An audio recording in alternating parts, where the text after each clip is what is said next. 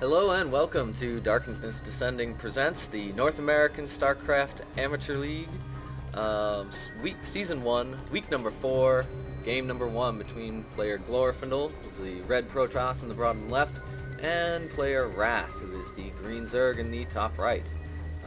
For this week, the starting map is Steppes of War, which is a very short map. There's a very little distance between the two starting points, and you do know there's only two starting points. This map in particular is very dangerous for a Protoss player against a Zerg. If they go that 6 pool, even if you go with a quicker build like I am, the 10 probe to pylon, if they go with the 6 drone to spawning pool, you pretty much will have anywhere from 4 to 6 Zerglings at your ramp before your Zealot even comes out. So it's important to scout early, and that's what I'm doing here.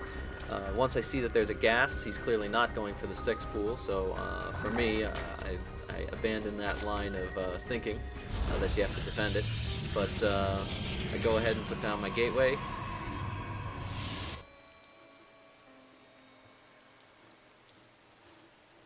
Wrath is using his overlords to basically have scouted each corner area of his base.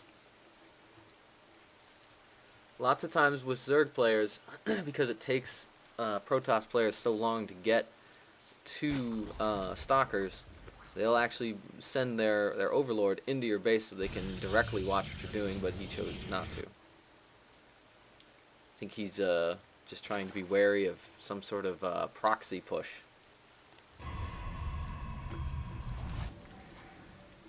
So things in my base moving right along. Got my gateway out, getting this, your standard cybernetic score. I believe building a Zealot shortly after. Yep. So Wrath already has his spawning pool. Looks like he's saving up some gas. So it looks like we're either going to be seeing speedlings or we're going to go for the roaches. See, he's making a lot of overlords, so this is most likely going to be a roach push, and yep, there it is. So first Zealot is out. He's going to go say hello. Right at about the same time, I got the cybernetic score, making my first stalker. So these two are basically going to just kind of scout and see what's happening in the Zerg base. Now, if you look at this build, this is what they call the 7 roach rush, and it's enormously fast. It's just amazingly fast how quickly they get those roaches out. I mean, already he's got his roaches out.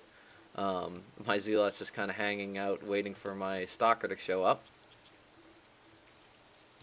But already he's got his 3 roaches building. He's got larva just popped, so here comes quite a few more roaches. I made kind of a mistake here, where my stalker stayed back, and then of course my Zealot got crushed without doing hardly any damage. Now at this point I know I'm in a lot of trouble. I'm going to try to make stalkers, but I made a really bad I did a really bad thing, which is I supply blocked myself. Notice right here I'm at 26. So it's going to be really hard for me to push back these 3 roaches and the 1, 2, 3, 4, 5 more roaches that are on the way.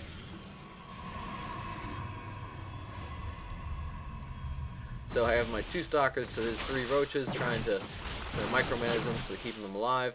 But as I'm doing this, more roaches get back or are able to come, and it looks like very bad for me. So I'm pushing back and trying to keep it alive.